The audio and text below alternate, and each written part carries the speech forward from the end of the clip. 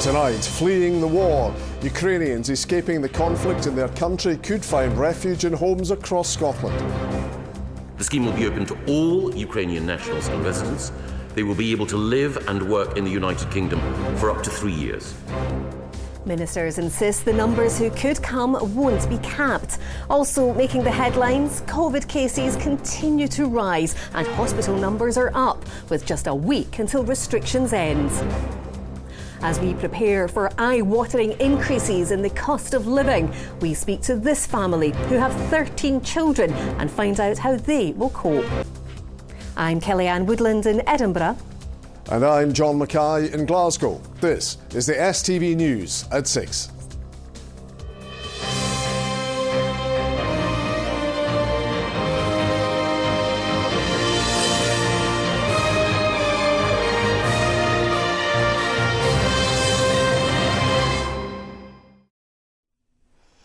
Good evening. Thousands of Ukrainians fleeing the war in their country could find refuge in homes across Scotland. The UK government has established a scheme where you can apply to host someone for at least 6 months. Ministers insist the numbers who could come will not be capped, but critics say unless the requirement for a visa is scrapped, not enough of those in need will get help. Here's our senior reporter, Gordon Cree. If we can move our bedroom into a room at the end, which we're using for something else, that leaves us with a room with a bathroom next to it. So that might be possible, that might work.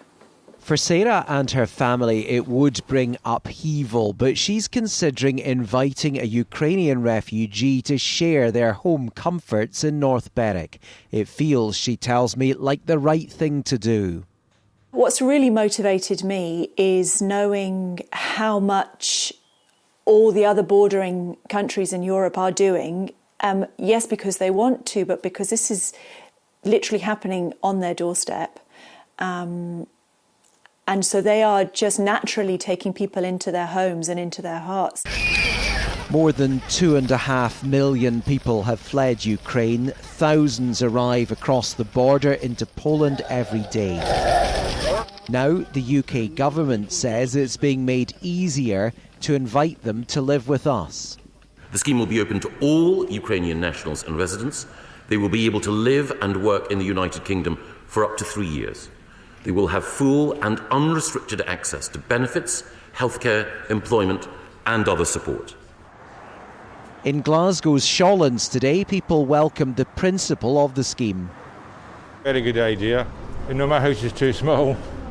This is too small, so I couldn't help them. It's a £350 incentive. That's not even the issue. You're not wanting someone to not have somewhere safe to be. They are refugees at the end of the day. There should be a commitment from government to take refugees. Anyone coming to the UK will still need a visa. Campaigners say the failure to waive that means far from opening the door. Today's announcement keeps it largely closed. The concern we have is that this looks like a smokescreen and a diversion because it will lead to only a trickle of people coming into the country when there is a refugee crisis right now. Those who want to house refugees are hoping to make a difference, but tonight there remain question marks about how they connect with an individual and how quickly the whole process can happen. For its part, the Scottish Government is proposing being a super sponsor that could get more Ukrainians here faster before they're paired up with somewhere to stay longer term. Gordon Cree, STV News, Edinburgh. Well, Michael Gove has been setting out more details in the Commons of how this sponsorship scheme will work.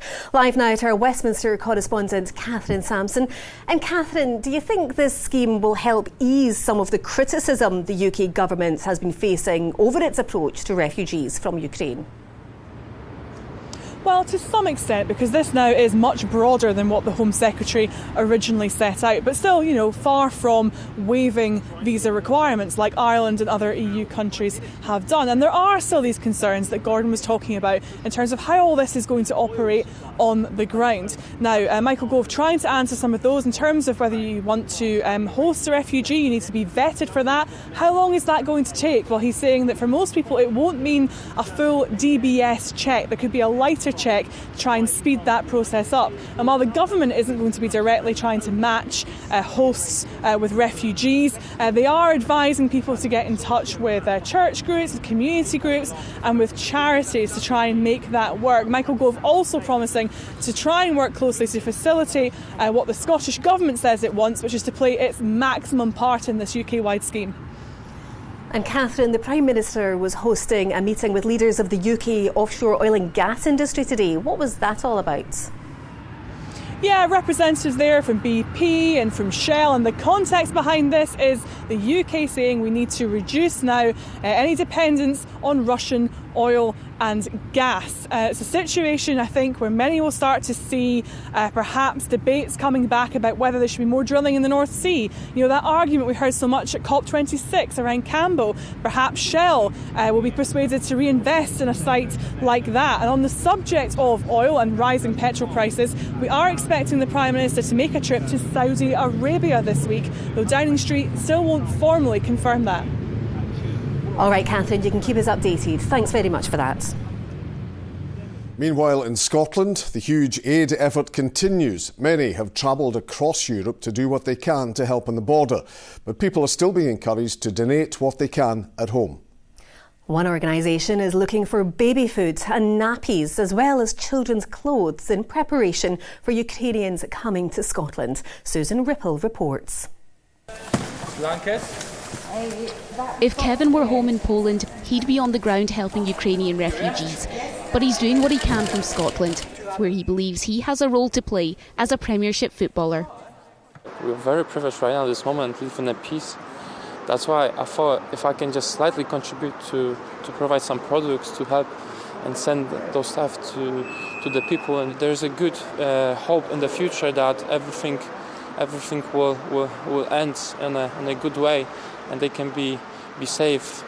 If they're not right now in Ukraine, they can be safe in our country and the other as well, because it's not only Poland. These donations have been labelled clearly, helping the volunteers distribute them quicker. It's all been gathered in a couple of days.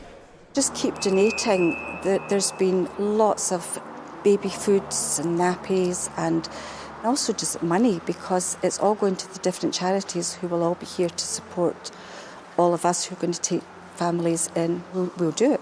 We'll be like the Ukrainians. We will do it. A large company has helped to source this storage facility for the Ukrainian club. This is a massive thing that's happened to small organisations, and overnight they've got to have marketing strategies, logistics strategies, and so we're trying to bring that skills to them at a time they need it. And Scots continue to travel across Europe to do what they can. It's very much a case of trying to see what can we add value to, because there's a lot of charities that are out here, and we want to find that. And are there any gaps? Are there things that people are needing, or indeed not needing? Because it's important that we don't assume that people are needing certain things.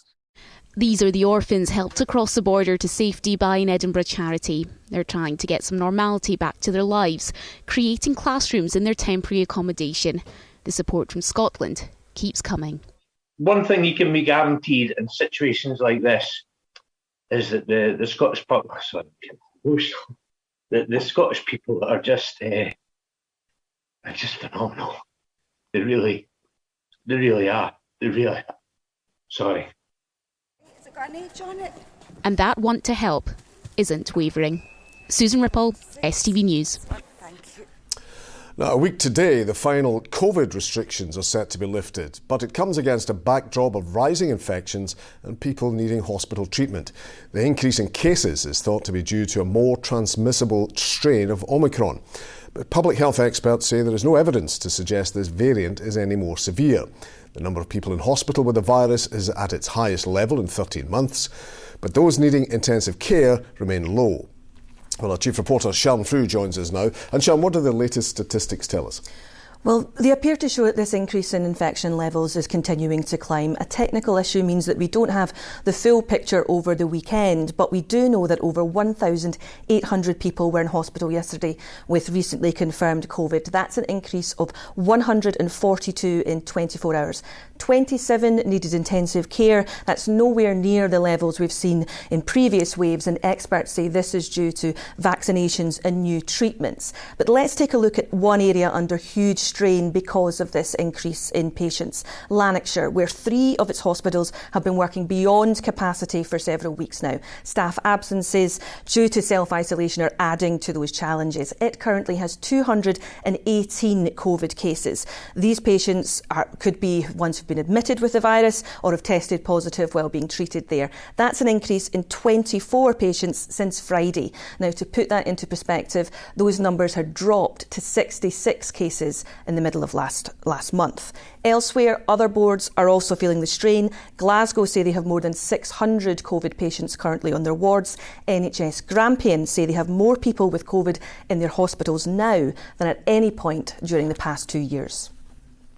It's in the last fortnight that things have really started to accelerate. That's why it's very obvious, particularly what's happening in hospital. So it's been happening. We expected an exit wave. We absolutely did. But the point is this part of the exit wave, or is it the start of something more troubling? It's what we're hoping it isn't. But really, we just need to keep an eye on the data and for everyone to do their bit to keep things as manageable as we possibly can. Now, we're expecting an update tomorrow on the lifting of restrictions, including the wearing of masks. Is this likely to be impacted by these figures? Well, the Chief Medical Officer says that ministers will be advised to take a cautious approach. Opposition politicians say that this rise in infection should not be used as an excuse because they want to see these remaining restrictions dropped as planned next Monday. And this evening, an update on travel restrictions from the UK government. Yes, Transport Secretary Grant Shapps tweeted that all remaining measures for travel in the UK will end at 4 a.m. this Friday, the 18th of March. This includes passenger locator forms and testing for people who aren't fully vaccinated. Now, in the past, the Scottish Government have followed the same path. We are awaiting confirmation to see if that will be the same in this case. Sian, thank you for that. All right, let's take a look at other stories across Scotland now. And a man who allegedly murdered Emma Caldwell in Glasgow almost 17 years ago has failed in an attempt to secure bail. Lawyers acting for 49-year-old Ian Packer tried to have him released from custody at the Sheriff Appeal Court in Edinburgh. Previously, he made no plea to all charges at a private hearing. The Royal Navy's flagship aircraft carrier has sailed up the River Clyde. The HMS Queen Elizabeth has been undergoing essential maintenance following a 7-month mission, but is now carrying out vital training and exercises to remain prepared for operations. It is its first venture into Scottish waters this year. And councils are failing on their commitments to provide social housing to families experiencing homelessness. Shelters Scotland says around 7,500 children are stuck in temporary accommodation. Now, the impact of violence against police will now be taken into account when individuals are being sentenced for assault on staff and officers. It comes as recorded crimes against police in Scotland continues to rise. Our political reporter Laura Alderman has been hearing from officers violently assaulted on duty who are still dealing with the trauma. This was the chilling moment a plainclothes police officer was deliberately run over by a suspect in Glasgow. It's shocking, but assaults on officers are becoming more common. Sarah was attending a domestic incident 7 years ago when she was violently attacked. I tried to assist, went down to help my colleague and was punched numerous times to my face, repeatedly punched about 8 or 9 times, which caused quite extensive damage. My cheekbone and my eye socket were completely fractured, which required me to have an operation. I've got 6 metal plates and 30 screws in my face to fix the damage. Even now, if I'm out and about at calls, going to incidents, it's always there on my mind, and I know that it's still there. So mental recovery, I don't know if it'll ever leave my mind. Now courts will be able to hear and consider the impact of violence against officers when passing sentence for assault. It would have helped me personally, it would have helped me move on, get closure, but I think in general for all police officers it's going to be a great move. There's a bit of public perception that this is what we sign up to, but it isn't. It's not what we go out there to do. The number of assaults on police officers is rising too, with more than 6,000 from March to December last year. That's an increase of 10% on the 5-year average. Most often we'll see people kicking, punching, headbutting, spitting. Really unacceptable behaviour. Trained police dogs have been attacked too. When Paul and his dog Remo were out searching for a violent suspect, they were targeted. I sent my dog to apprehend him, and unfortunately behind the guy's back he had an iron bar. So when my dog basically leapt to go and get him, he spun round and smashed my dog in the face with the bar, which has resulted in he got a fractured jaw, 9 fractured teeth, and his canine got sheared, so he's had to have a titanium implant basically over the top of that. And I went to back the dog up and I unfortunately got the iron bar in the face. As well as the mental trauma, all of this means more officers and resources are being taken off the streets. He was the only firearm support dog we had in the West for a while, so that 2 months off we had no firearm support for my dog side. After 7 years of active service, Remo is now retiring. For those remaining on the front line, today's changes could offer an extra layer of protection and support. Laura Alderman, STV News, Tullyallen. Now, are you worried about rising costs? Well, you'd not be alone. Prices are rising across the board, and families the length of Scotland are starting to feel the pinch. But why? Well, rising energy prices and fuel costs have driven inflation to a near 30-year high. And with the war in Ukraine, it's predicted that inflation could rise to more than 8%, leaving the average household a whopping £1,000 worse off in the coming financial year. Well, over the next few weeks, in a series of special features, we're going to look at how the soaring price of everyday goods will affect you. We're starting with a look at one of Scotland's largest families. The Hands have 13 children. Although not all of them live at home, they have a weekly food shop costing 4 times the average and energy bills rising to more than their mortgage. The family fear a cost of living crisis. Lynn Rankin has been to meet them.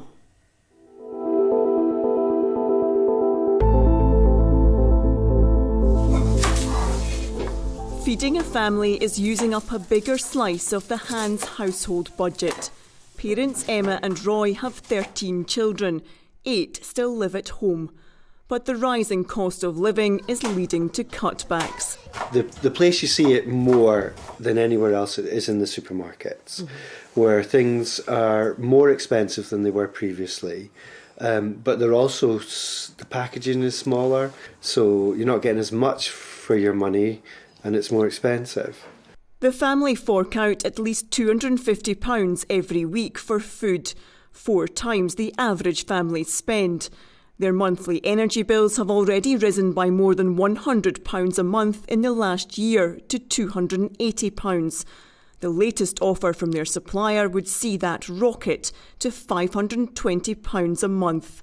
And that's before the price of petrol and clothes are counted. Looking at forward to April and what's going to happen there, and then obviously the fear of what's going to happen as well because of the Ukrainian conflict and the gas there. So that is all worrying. I mean, you're looking at the power costs being higher than the mortgage. Yeah.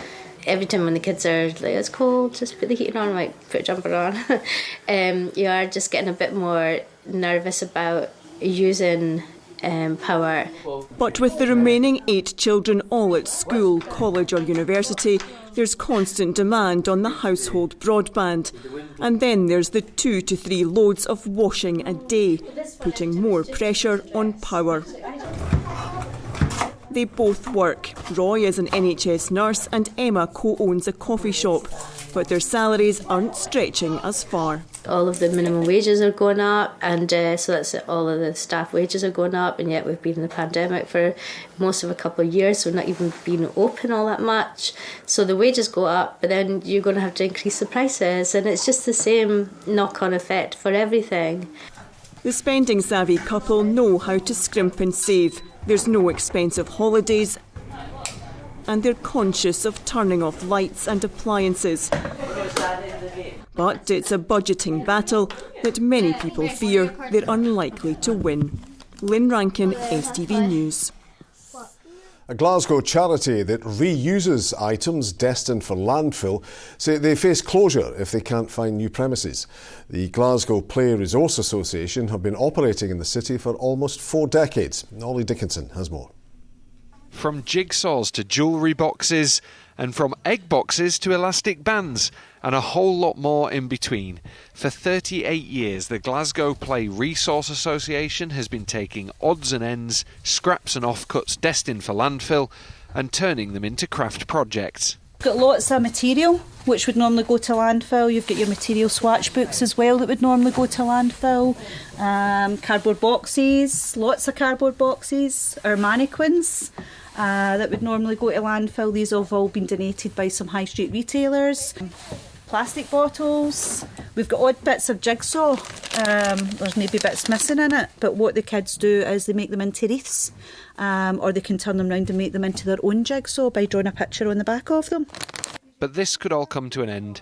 Rent on the building they had used for years more than doubled, so now they're here in a temporary space and need to find a new, affordable home quickly. If we don't get permanent premises, then after 38 years we have to close and dissolve the charity. And the effect that's going to have on our members, the effect it's going to have on our staff, our volunteers, our donators, but also the increase of stuff going to landfill. And who's going to continue to spread that message that we've been spreading for 38 years? Everyone from care homes to nurseries, after school clubs to art students, come to this Aladdin's cave of craft for materials they can pick up for next to nothing. There's some things that just wouldn't be economically viable to be able to go and purchase, or that you couldn't even find in any other places. I don't know anywhere else I could go and get 30 egg boxes and 50 paper towel rolls. I think budgets were tight anyway. They're getting even tighter now, and not having access to that cost-effective materials as well as the environmental issues would be a huge difference for us. I'm taking my master's at the Glasgow School of Art, and so I'm making costumes and props and sets all the time. So this is a really important resource for me. This charity was set up to help groups create something out of nothing, and as the cost of living crisis deepens, the fear is they could disappear, just as they're needed more than ever. Ollie Dickinson, STV News. Now, Philip is here with the weather, and he starts off with some of your photos, some crackers too. Hello, good evening. Well, despite the unsettled weekend we've just had, many of you were still able to get out and about and take some beautiful pictures from across the country, including the Northern Lights captured in Lossiemouth. Now, I'm wanting to show more of these pictures at the end of the week, so if you take some throughout the next few days, upload them to Instagram using the hashtag STV Snaps, and keep an eye on Friday for your photos. Let's take a closer look at what's in store over the next couple of days. Here is the forecast. A light drizzle is coming in from the west.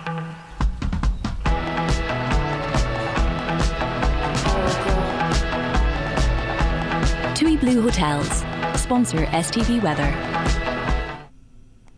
Well, over the next couple of days, things are remaining fairly changeable. By Wednesday, Thursday, we've got further showers and cold air moving in from the north and west. But by Friday, high pressure is building from the southwest across the country. That looks set to give us a more settled weekend to look forward to. Back to just now, though, and as we head through this evening and overnight, that frontal system that's affected us through the course of the day is finally clearing eastwards, and for much of the country it will be turning dry with clear skies, and that's lasting through most of the night. Where we've got the clearest conditions could see a touch of frost forming with lows of -1 or -2 for most towns and cities, getting down to around 3 or 4 degrees Celsius. So looking ahead to tomorrow, there's a bit of a northwest-southeast divide across the country. We've got this slow-moving frontal system moving in from the Atlantic. That's bringing with it cloud, rain and some quite strong winds, particularly across the Outer Hebrides. Elsewhere though, central, southern and eastern areas, a drier afternoon to come, but it does remain quite cloudy. Temperature-wise, in the best of any brightness, reaching highs of 10 degrees Celsius. Now looking ahead to Wednesday, that frontal system is finally moving eastwards. It's very slow moving though, because there's no wind to push that through. Across western areas though, it will be turning drier and brighter later on in the afternoon, with temperatures reaching highs of 9. Bye-bye. TUI Blue Hotels sponsor STV Weather. And finally, it's a subject that drives us all mad: potholes. And Sir Rod Stewart is no different. He's resorted to doing his own repairs, picking up a shovel and taking matters into his own hands. I'm repairing the street where I live, because no one can bother to do it. takings as social media. The 77-year-old said he and his neighbours were forced into some DIY work as people were bashing their cars up on the road and his Ferrari couldn't get through. It's enough to drive you potty, isn't it? OK, thanks very much for that one, Kellyanne. And there we'll leave it. Thanks for watching. Good night. See you tomorrow. Bye.